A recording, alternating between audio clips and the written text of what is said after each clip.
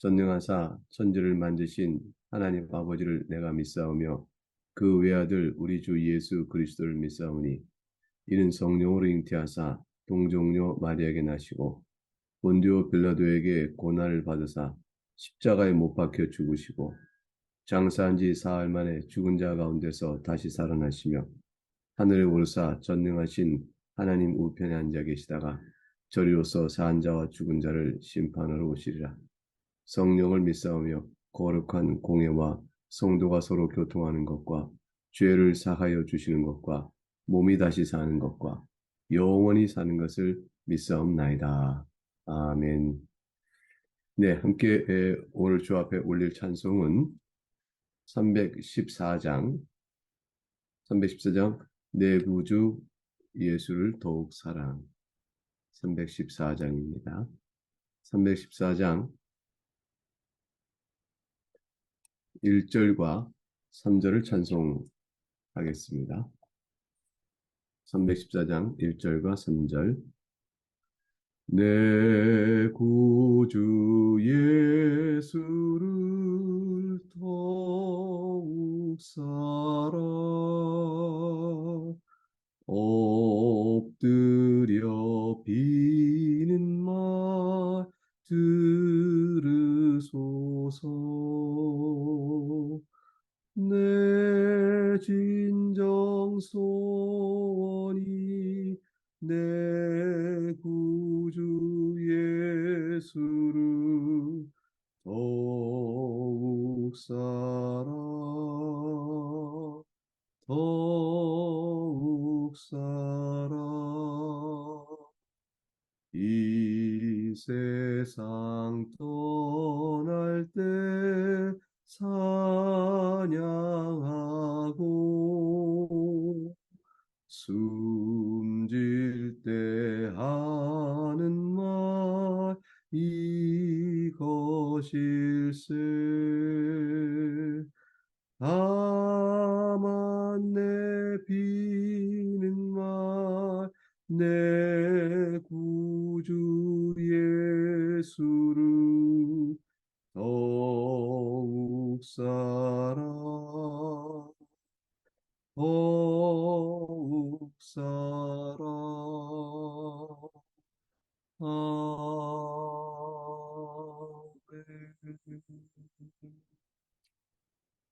오늘 살필 복된 하나님 말씀은 디도서 3장 8절에서 15절입니다. 디도서 3장 8절 15절 말씀의 말씀은 내용을 살피면서 같이 보도록 하겠습니다. 그리스도인은 믿는 형제 사이에는 물론이거니와 믿지 않는 사람들과도 화평한 관계를 도모해야 합니다. 우리는 어제 살펴본 4절에서 보듯이 우리도 이전에는 어리석은 자였고 순종하지 아니한 자였으며 속은 자였고 여러 가지 종력과 행락에 종노릇한 자였습니다. 뿐만 아니라 우리는 악독과 투기를 일삼은 자요, 가증스러운 자요, 피차 미워하는 자였습니다. 이러한 우리는 하나님께서 보실 때 얼마나 악한 자며 도무지 영원한 진노의 아래서 피할 수가 없는 그런 저주의 대상이겠습니까? 그러나 이러한 우리를 향하여 하나님께서는 하나님 그분의 놀라우신 자비와 풍성하신 사랑을 나타내심으로 우리가 여전히 죄인이었을 때 구원을 받은 것입니다. 우리가 여전히 죄인이었을 때 우리를 사랑하신 그 하나님의 사랑을 받은 우리가 또한 우리도 믿지 않는 자들을 관용과 온유로 대하며 화평한 관계를 도모해야 하는 것이 마땅하다고 가르치십니다. 오늘 본문은 교회의 평화를 위해서 신자가 어떻게 행하면 좋을 것인지에 대해서 말씀을 합니다. 8절 말씀에 이 말이 미쁘도다 원하건대 너는 이 여러 것에 대하여 굳세게 말하라. 이는 하나님을 믿는 자들로 하여금 조심하여 선한 일을 힘쓰게 하려 함이라. 이것은 아름다우며 사람들에게 유익하니라. 하나님의 말씀입니다. 이 말이 미쁘도다. 이 말씀은 요 한 절의 표현은 우리가 예수 그리스도 안에서 갖는 모든 소망, 우리가 하나님 앞에 나오는 모든 신앙생활이 참됨을 말해주는 중요한 근거가 됩니다. 곧 하나님 말씀은 신실하도다. 이 말씀이시죠. 그러니 신실하신 하나님의 말씀을 믿을 때 우리에게 거짓됨이 없고 변개함, 뒤집어 엎어버리고 바꿔버리신 일이 없으니 취소됨이 없으니 이 신실하신 믿으신 말씀은 믿어야 마땅한 그런 말씀인 것을 우리에게 가르쳐 줍니다. 하나님의 말씀은 참으로 신실하니 믿기에 합당하니 내가 너에게 원하건대 너는 이 여러 것에 대하여 굳세게 말하라. 권면합니다. 이 여러 것에 대하여 굳세게 말한 여러 것은 앞에서 나온 말씀을 받겠지요. 그것은 4절과 7절 어제 살펴본 말씀 가운데 나와 있는 하나님이 우리를 향하여 약속하신 구원에 관련된 아주 복된 사실들, 그것들을 가리켜 말합니다. 하나님이 긍휼하시다는 것, 긍휼하신 하나님께서 우리를 다시 거듭나게 하셨다는 중생의 사실, 그리고 그러한 우리들을 성령으로 새롭게 깨끗하게 씻으셔서 죄의 마음을 씻기우시고 거룩한 하나님의 말씀을 따라 살고자 하는 소망도 주신다는 것, 그리고 우리가 예수 그리스도를 말미암아 무엇보다도 하나님 앞에서 의롭다함을 받는 자가 된다는 것, 그리하여 우리가 영원한 생명을 소망 가운데 할 수 있게 하신다는 것, 이 모든 것들을 가리킵니다. 이 모든 것들을 굳세게 말하라 하고 디도에게 사도 바울이 말씀합니다. 교회에서는 하나님을 믿는 성도에게 이러한 복음의 사실을 굳세게 가르쳐야 합니다. 그리고 이러한 사실을 가르침을 근거로 시작하여 선한 일, 곧 하나님께서 기뻐하시는 일을 힘써 행하도록 해야 합니다.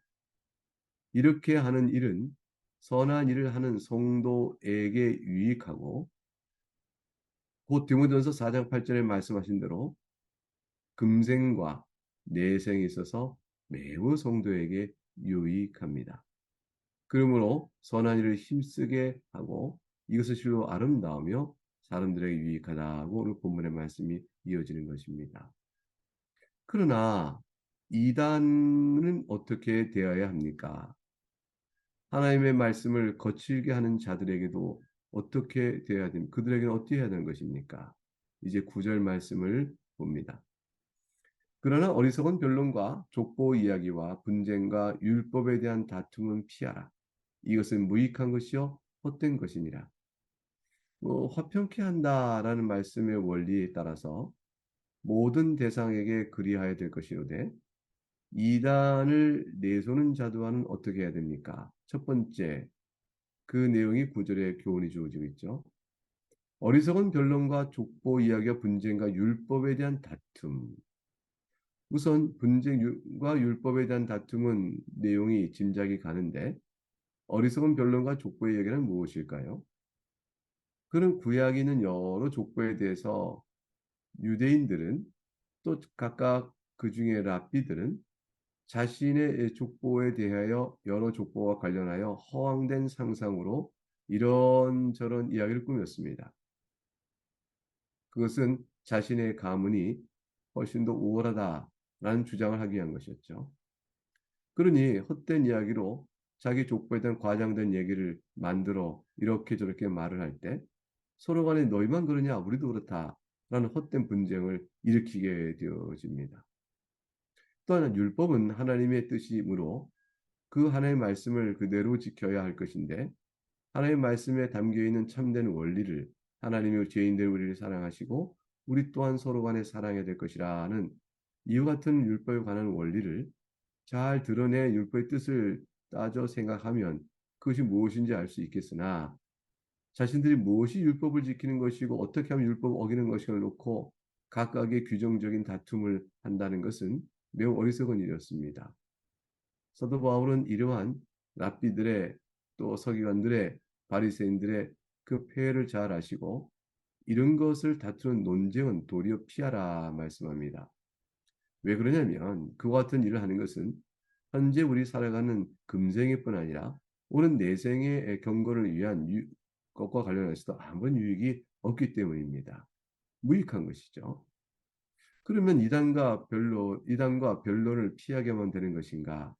화평케 하기 위하여 아예 그런 것은 무익하니 피하게 하면 되는 것인가? 이단에 대해서는 좀 더 주의해야 할 태도가 있습니다.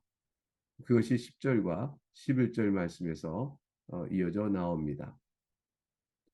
10절 말과 11절 하나의 말씀을 제가 읽겠습니다. 이단에 속한 사람을 한두 번 훈계한 후에 멀리하라. 이러한 사람은 네가 아는 바와 같이 부패하여 스스로 정죄한 자로서 죄를 짓느니라. 교회는 이단을 단호히 물리쳐야 한다고 말씀합니다.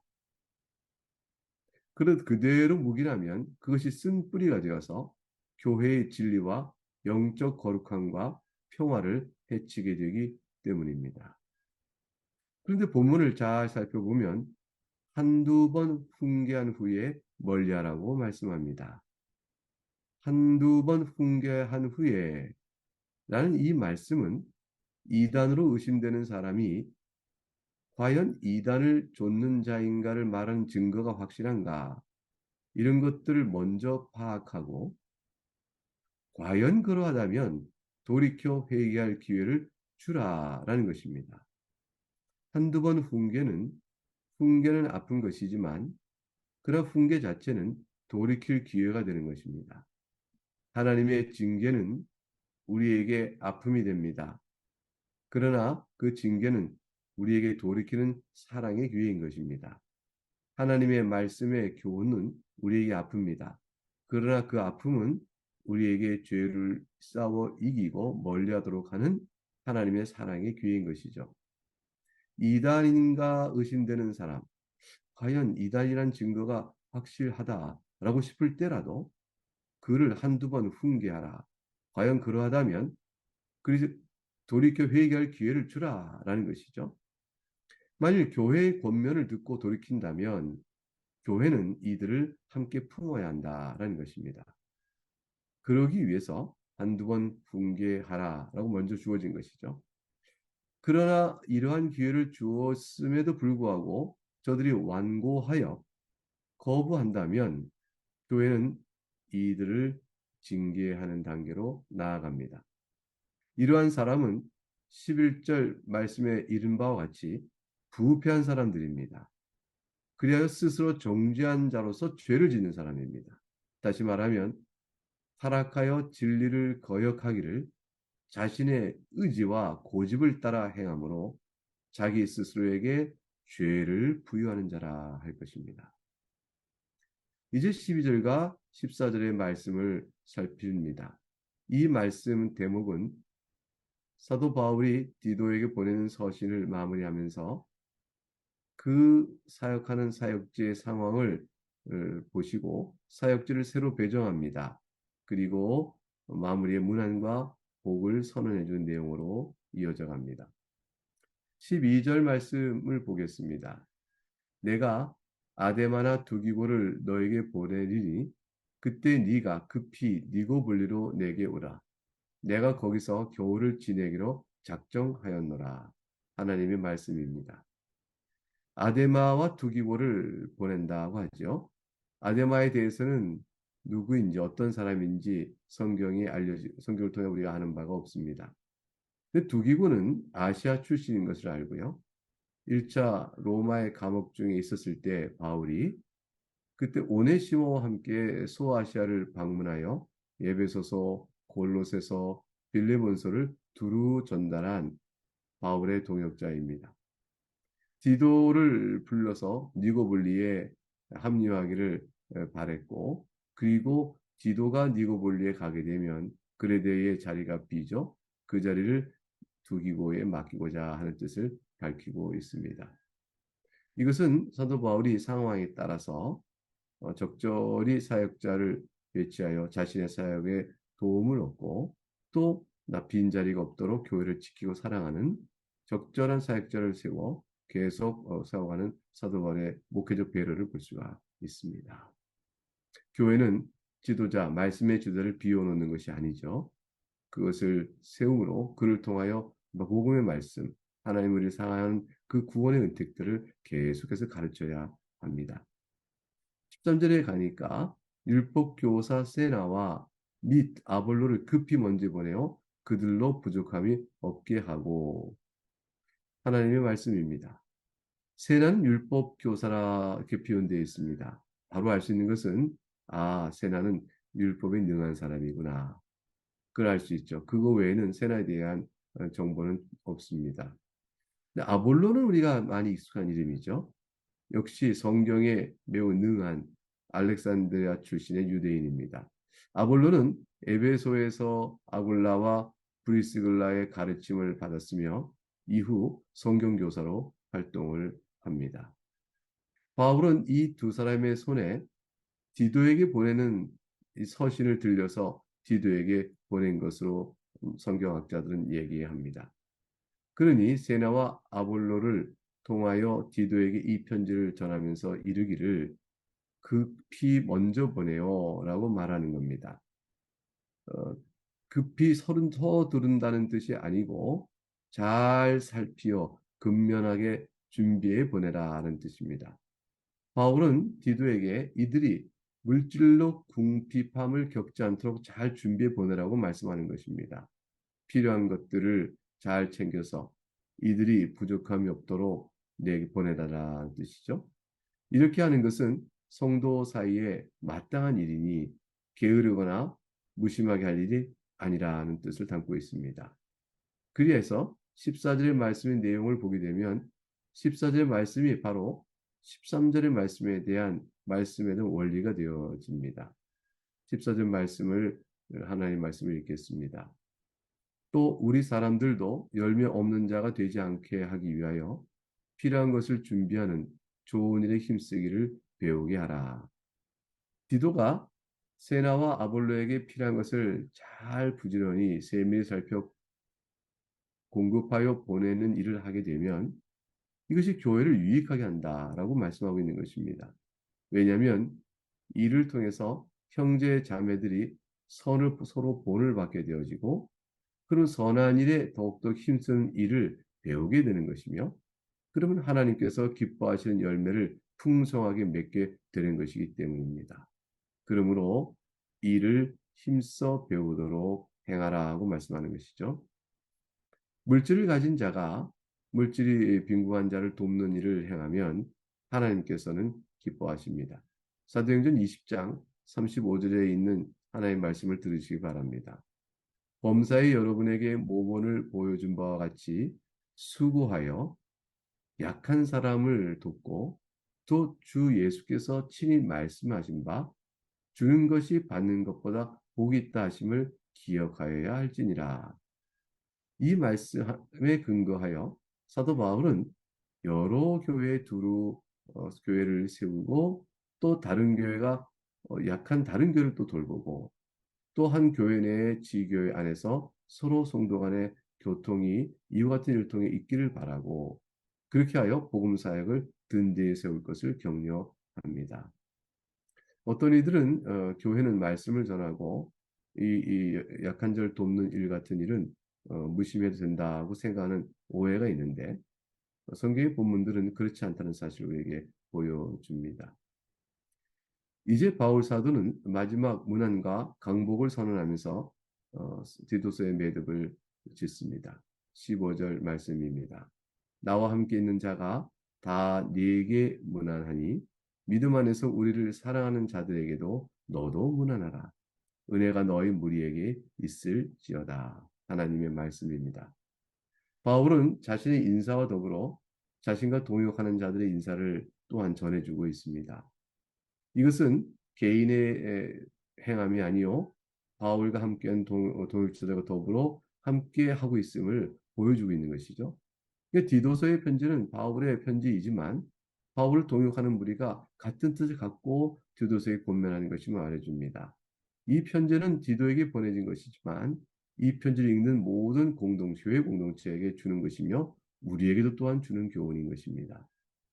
그리고 디도로 하여금 또한 바울과 그의 동역자를 사랑하는 모든 이에게 믿음 안에서 곧 그리스도를 사랑하는 믿음의 형제로서 문화를 다시 전하라고 말합니다. 바울 사도는 자신의 문안만 전할 뿐 아니라 디도로 하여금 너도 문안하라라고 가르치고 있는 것이죠. 바울 사도는 성도와 성도가 서로 피차간에 문안하고 인사를 나눈 일을 소중히 여기고 이걸 격려하고 또 가르치고 있습니다. 그러므로 스스로 문안하여 모범을 보이되 문안받는 자들도 너도 또한 우리를 향하여 여기에 있는 교회 공동체를 위하여 문안하라. 왜 이렇게 말할까요? 서로가 연결된 하나의 교회이기 때문입니다. 이제 마지막에 은혜가 너희 무리에게 있을지어다라고 강복을 선언합니다. 은혜는 복음과 복음으로 인한 모든 은택을 다 포괄하는 말이죠. 하나님께서는 서로를 문안하며 그리스도의 믿음 가운데 연합하는 모든 성도에게 은혜와 사랑을 베푸십니다. 하나님께서 이렇게 베푸신 은혜와 사랑이 교회 안에 충만하기를 축복하고 있는 내용인 것입니다. 교회는 이와 같이 성도가 서로 문안하며 하나님의 은혜를 서로 받고 문안하고 하나님의 복을 서로 빌어주고 또 이 교회에 영원히 함께 하시는 그리스도께서 자신의 몸된 교회를 주의 사랑 가운데 복되게 하신 사실을 믿고 사랑을 나눌 때에 진리로 보호받고 이단을 책망하여 내어 쫓음으로 백에 찬 이단을 내어 쫓고 진리 가운데 교회를 파수하고 사랑 가운데 연합하고 교제함으로 각각에 속한 한 생명, 한 영혼이 견고하게 서가게 되는 것입니다. 이제 이 말씀을 우리가 두고 제가 먼저 기도하도록 하겠습니다. 사랑과 긍휼이 풍성하신 하나님 아버지, 오늘 디도서의 이 말씀을 보면서 이단이라 할지라도 한두 번 훈계하여 돌이킬 기회를 주고 돌이킨다면 품고 그나 완고하여 이를 거부하면 그가 스스로 부패하여 자신을 정죄하는 자로 삼으니 그를 교회에서 내어 쫓도록 하게 되는 것을 보므로 진리를 파수해야 될 교회적 책임을 생각하게 됩니다. 또한 서로 간의 무난함으로 인하여 형제에 대한 사랑을 확인하고 또 필요를 하는 자들을 잘 도와주어 교회 안에 그 사랑의 표현들을 드러내므로 하나님께서 우리를 사랑하시는 그 사랑을 깊이 마음에 담는 저희가 되게 해주시길 빌고 원합니다.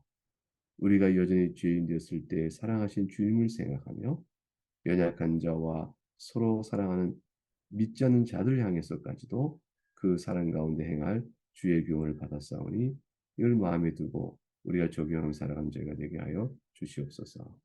이제 각각이 순서를 마치고 개인별로 기도할 때도 주께서 함께해 주실 것을 믿고 감사를 드립니다. 우리 주 예수 그리스도 이름으로 기도 올리옵나이다. 아멘. 이제 주님께서 가르친 기도를 함께 주 앞에 올리겠습니다. 하늘에 계신 우리 아버지, 이름이 거룩히 여김을 받으시오며 나라가 임하시오며 뜻이 하늘에서 이루어진 것 같이 땅에서도 이루어지이다. 오늘 우리에게 일용할 양식을 주시옵고 우리가 우리에게 죄 지은 자를 사하여 준 것 같이 우리의 죄를 사하여 주시옵고 우리를 시험에 들게 하지 마시옵고 다만 악에서 구하시옵소서. 나라와 권세와 영광이 아버지께 영원히 쌓옵나이다. 아멘.